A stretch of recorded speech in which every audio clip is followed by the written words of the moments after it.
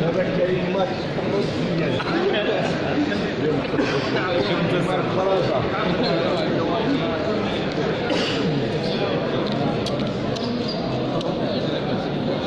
طبعا الحق ولا مع اليسار؟ زاد الرخاء.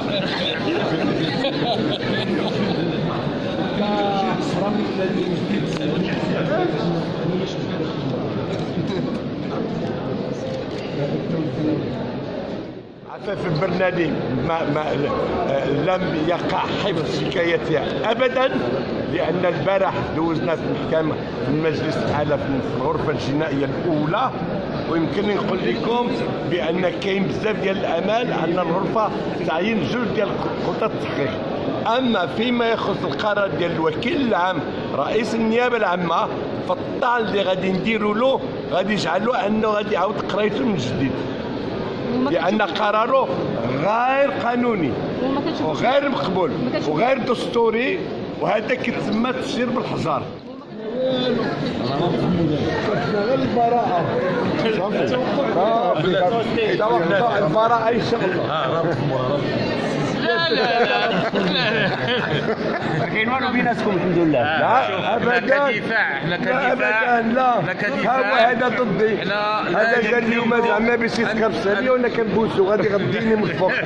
ودي معايا كاع، لان حنايا لا هذه ماشي نفاق ومجامله، الخدمه خدمه، كل واحد كيديرها بنيته بالواجب ديالو، ومن بعد كنرجعوا عاديين. سولتوها؟ نعم سيدي سولتوها الجلسه اللي دازت؟ لا انتم ما كتفهموش في هادشي.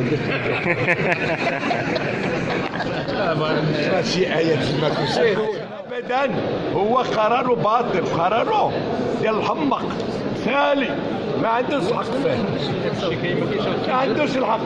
القانون ما كيعطيش الحق يحفظ الشكايه، هو غير مسخر كياخذ الشكايه وكيصيفطها للغرفه الجنائيه. ولكن بغى يكون ما كاينش بشر على وجه الكره الارضيه اللي كيمكن له يحفظ الشكايه.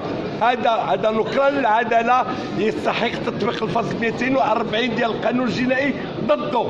انا ما كاينش شي واحد فوق القانون. الميكرو ديالك الروت هو المهم، والذي تفسر على الضحايا. الضحايا ديال